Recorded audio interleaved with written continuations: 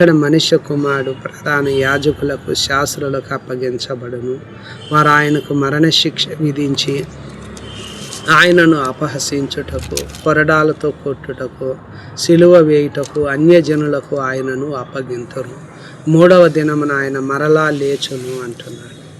దీని వెనుక ఉన్న యేసు ఎందుకు సిలువలో ఈ శ్రమ పొందాడు? దేవుని యొక్క ఉద్దేశము, ఆయన ప్రణాళిక ఏమై ఉన్నది? ఆయన మన పాపాల కోసం మృతి పొందాడు, సమాధి చేయబడినాడు, 3వ దినాన తిరిగి లేచాడు. తన ప్రజలను వారి పాపంలో నుండి ఆయన రక్షించడానికి వచ్చాడు. మనుష్య కుమారునికి పాపాలు క్షమించే అధికారము ఉన్నది. పాప పరిహారము నిమిత్తమే దేవుడు సొంత కుమారుని పంపి ఆయన శరీరమందు పాపానికి శిక్ష విధించడం జరిగింది. కనుకనే ఈడ ప్రభు చెప్తున్న మాట ఏమిటంటే, సహోదరులారా, మీరును మీ అధికారులు తెలియక చేసిరని నాకు తెలియను. అయితే దేవుడు క్రీస్తు శ్రమపడునని సమస్త ప్రవక్తల నోట ముందుగా ప్రచురపరచిన విషయములను ఇలాగూ నెరవేర్చను. అంటే పాత నిబంధనలో ఉన్న ప్రవక్తలందరూ కూడా యేసు క్రీస్తు సిలువకు వెళ్తాడు, ఆయన శ్రమ పడతాడు, ఆయనకు మరణ శిక్ష విధించబడుతుంది, కొరడాలతో కొడతారు, అపహసిస్తారు, ఆయన మీద ఉమ్మి వేస్తారు, అన్యజనులకు ఆయనను అప్పగిస్తారు, ఆయన చంపబడతాడు, 3వ దినాన లేస్తాడని పాత నిబంధనలు ఉన్న ప్రవక్తలందరూ ముందుగానే ప్రవచించారు.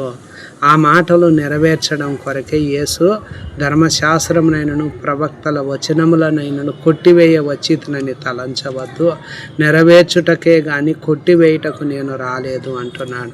ఇక్కడ ప్రభు చెప్తున్న మాట, ప్రభు సముఖం నుండి విశ్రాంతి కాలాలు వస్తున్నాయి. ఈరోజు ఎంతోమందికి ఈ సంగతి మరుగ్గా ఉంది. జ్ఞానులకు, వివేకులకు ఈ సంగతులు మరుగు చేయబడినాయి.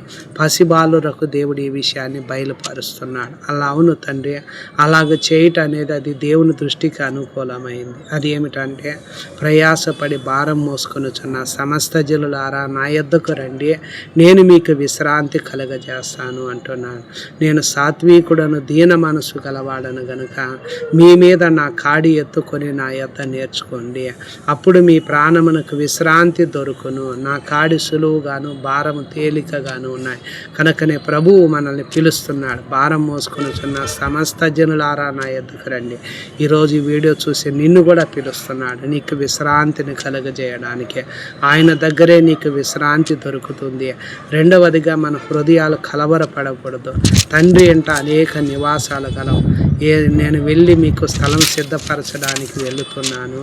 నేనుండు స్థలంలో మీరును ఉండులాగన మరలా వచ్చి నా యొద్ద ఉండుటకు మిమ్మును తీసుకొని పోతున్నాను అంటున్నాడు.